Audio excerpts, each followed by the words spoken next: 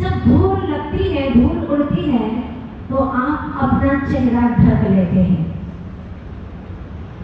जब कचरा आता है तो आप झट से पलकें मूंद लेते हैं, आंखें बंद कर लेते हैं। जब हवाएं आती हैं तो आप खिड़कियां बंद कर देते हैं।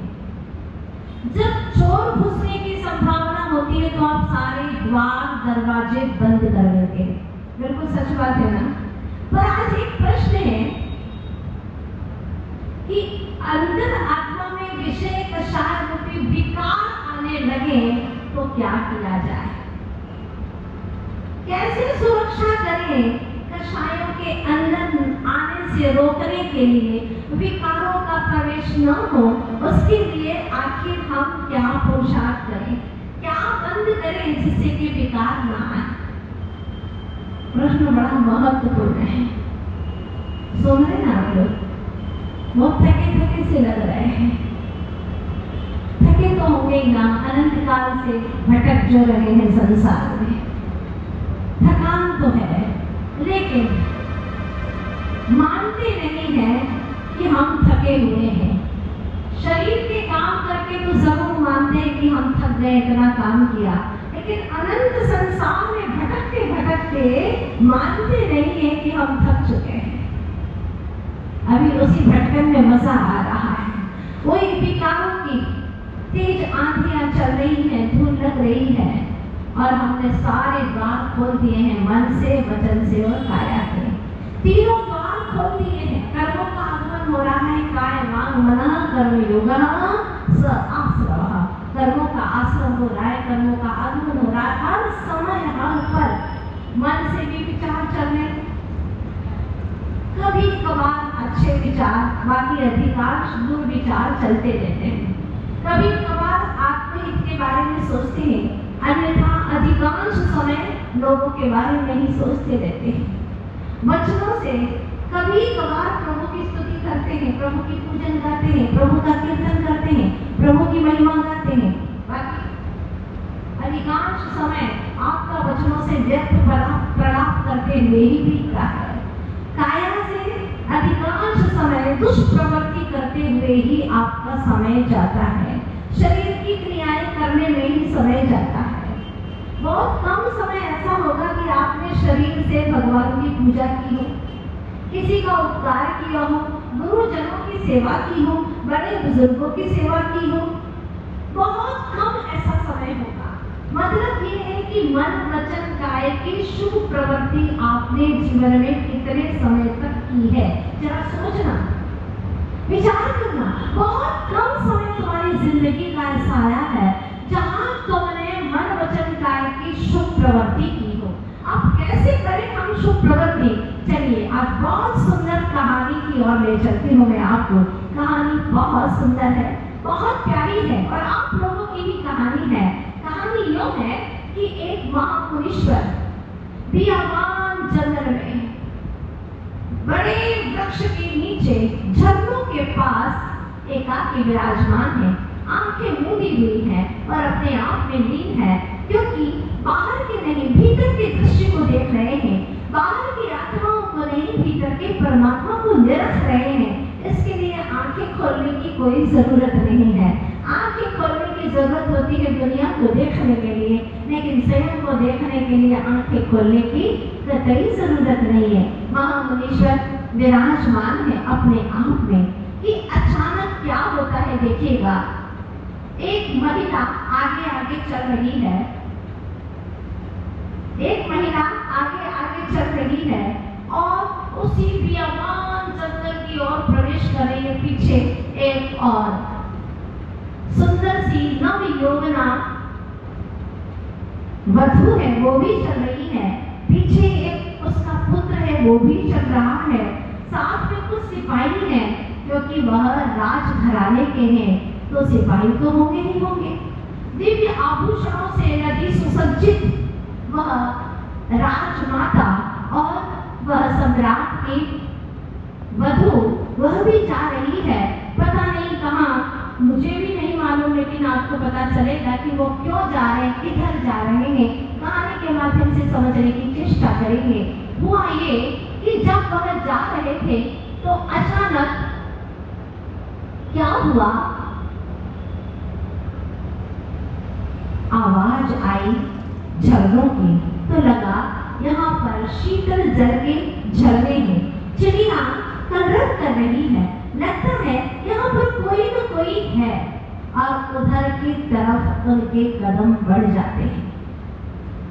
जा करके क्या देखा उन्होंने, दूर से ही दिखा, और दूर से ही लगा कि कोई अपना सा है, कोई अपना है, कोई हमें आकर्षित कर रहा है, ऐसा लगा, और वो उस आकर्षण से खींची चली जा रही है। जैसे ही वहां पर गई और उसने देखा, क्या देखा, वो देखती है। इसके पहले की घटना एक आपके सामने और रखूं, जहां मुनिराज विराजमान थे, वहां बड़े सवेरे सूरज के उगते ही एक डाकुओं का सरदार अपने पूरी गिरोह को लेकर के, साथियों को लेकर के वहां से गुजर रहा था कि उसने साधु से पूछा, अरे बाबा बता, यहाँ पर कोई पुलिस तो नहीं है जो हमें पकड़ने के लिए घूम रही है कई वर्षों से? ऐसा तो नहीं कि कोई पुलिस हमें पकड़ लेगी? जरा बता दे बाबा, बोलना, बोलता क्यों नहीं? अब ये तो डाकुओं की भाषा थी, और डाकू अपनी भाषाओं में बोल रहे थे। आपके पास में ही चंबल है, कोई दूर नहीं है, और वहाँ डाकुओं का काफी बसेरा रहता था। डाकुओं की भाषा तो ऐसी होती है, और वहाँ की भाषा का आसपास के नगरों पर भी थोड़ा बहुत प्रभाव पड़ता ही पड़ता है। हुआ ये कि उसने अपनी भाषा, अक्खड़ भाषा में कहा, अरे बाबा बोलना, कोई यहाँ पर हमें पकड़ने वाला तो नहीं है, कोई जाल तो नहीं बिछा हमारे लिए, बोलता क्यों नहीं बाबा?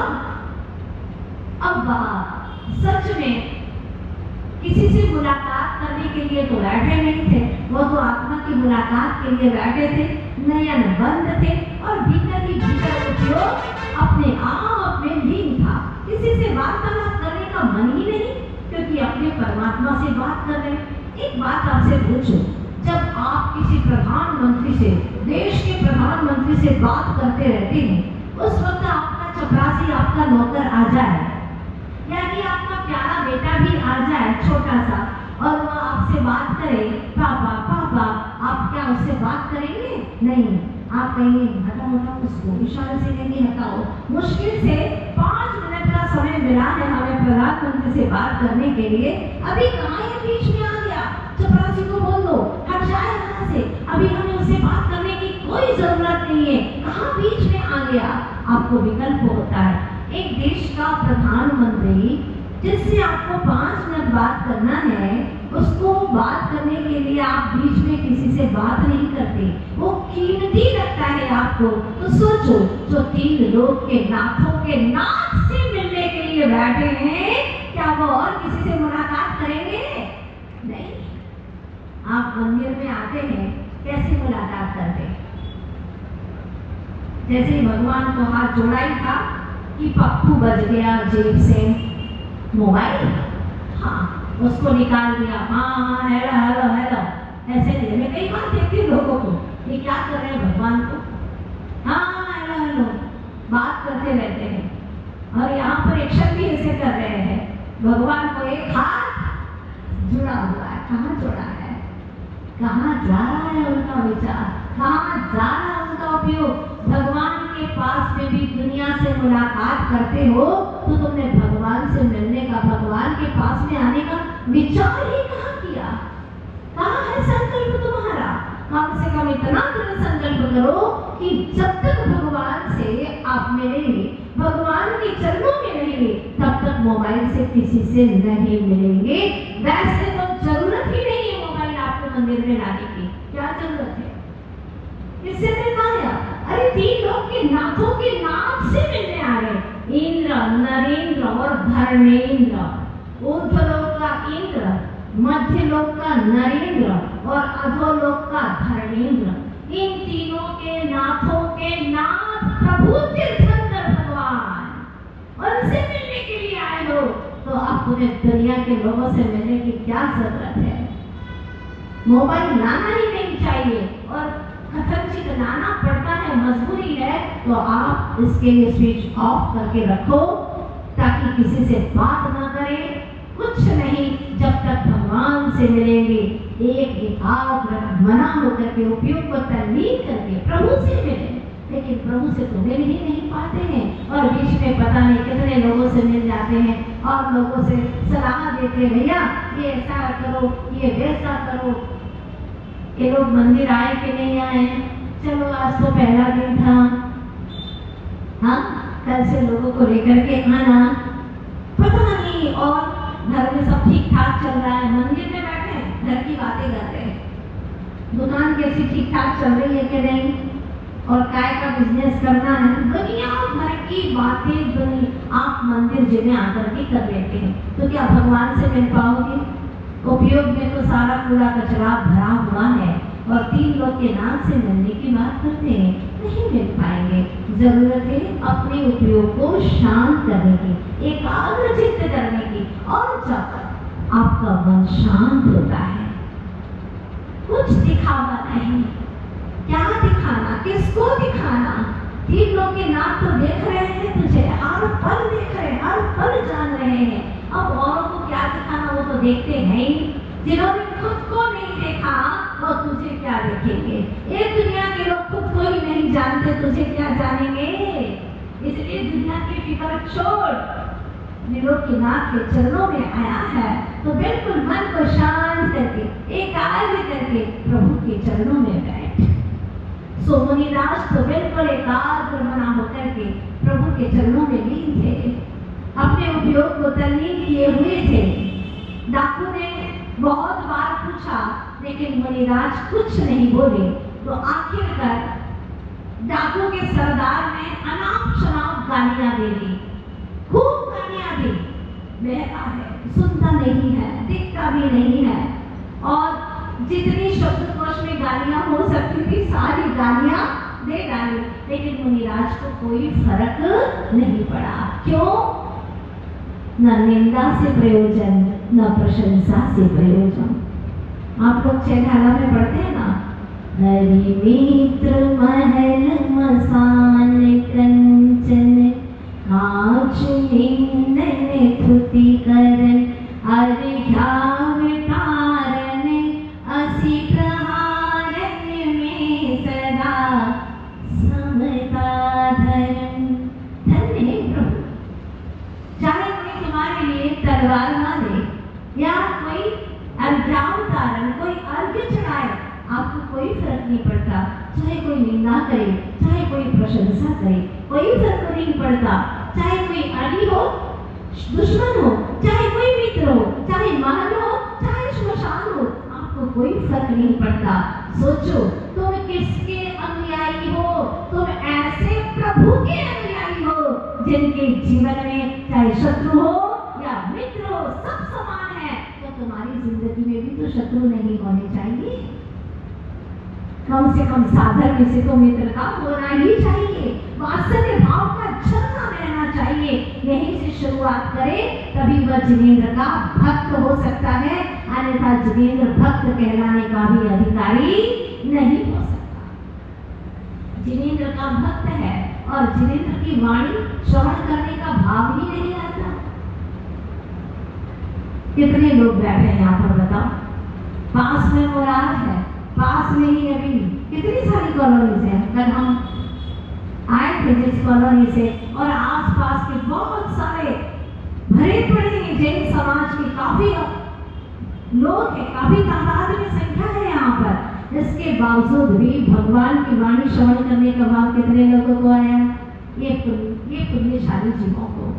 ये पुण्यशाली जीव जो तुम बैठे हो, निश्चित है, फाइनल है कि तुम्हें बहुत शीघ्र ही 1-2 भाव में भगवान के समौ शरण में जाना ही जाना है, पक्की बात है। जिसको धर्म सभा दूर रखती है उसके लिए नरक बहुत पास में है, ध्यान रखना। वो कभी भगवान के समौ शरण में नहीं जा पाएंगे। भगवान की दिव्य ध्वनि जो आज हमारे यहाँ तक पास तक आई है, किसी गुरुओं के माध्यम से श्रवण करने का अवसर प्राप्त हो रहा है, वो नहीं सुन पाते और इधर उधर घूमने जाएंगे, किसी से मिलने चले जाएंगे, दुकान खोल करके बैठ जाएंगे, भले ही कोई ग्राहक ना आए उसकी प्रतीक्षा करते रहेंगे, लेकिन भगवान की वाणी का श्रवण नहीं करेंगे। आज तो पहला दिन है, मालूम ही नहीं था किसी को, लेकिन कल सभी अपने साथ में कितने कितने लोगों को लेकर के आएंगे। बोलिए बोलिए, कम से कम 2-2 लोगों को तो लेकर के आना ही आना है। उनको कहना कि वहां पर अमृत बरस रहा है, प्रभु की दिव्य ध्वनि जो आज हमारे पास आई है वो बरस रहा है। कहाँ तुम घर की नालियां साफ कर रहे हो, कहाँ नई दुनिया पढ़ रहे हो भैया, पुरानों की दुनिया पढ़ो, चलो धर्म सभा में, वहां तुम लोग के नाथ भी विराजमान है, उन्हीं की दिव्य ध्वनि का हम रसपान कर रहे हैं, चलो रे चलो। ये भाव उमड़ उमड़ करके आना चाहिए।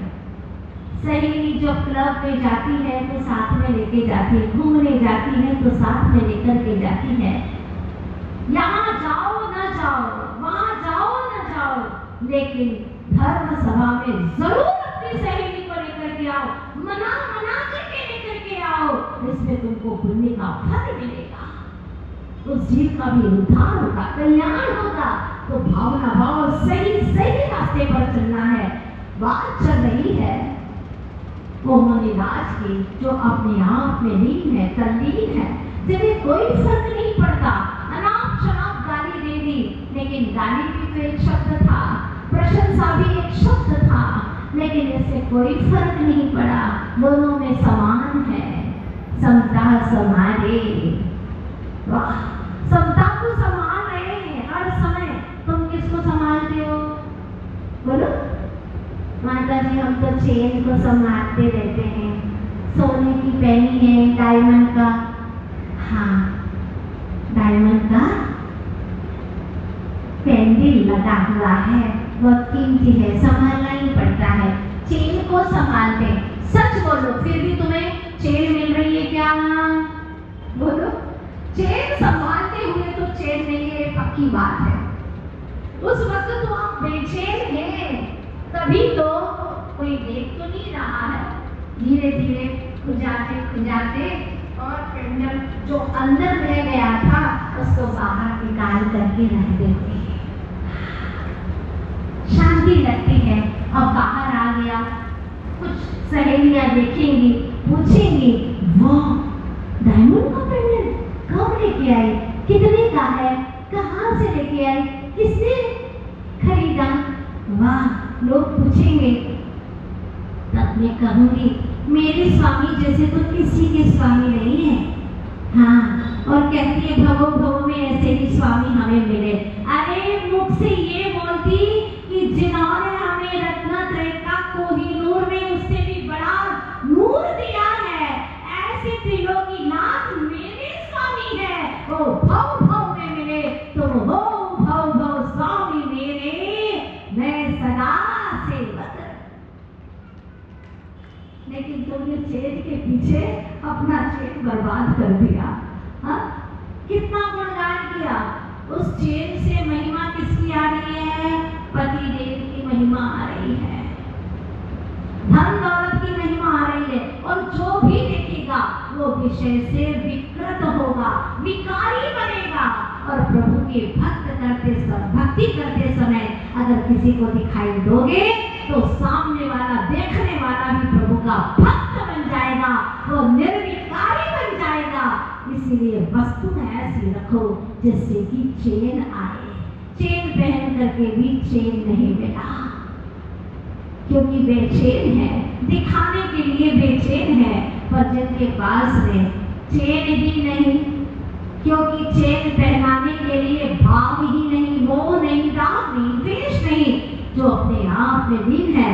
और सबसे बड़ी बात यह कि जिन्होंने 3 रत्न के आभूषण स्वयं को पहना दिए, अब और आभूषणों की आवश्यकता ही क्या है?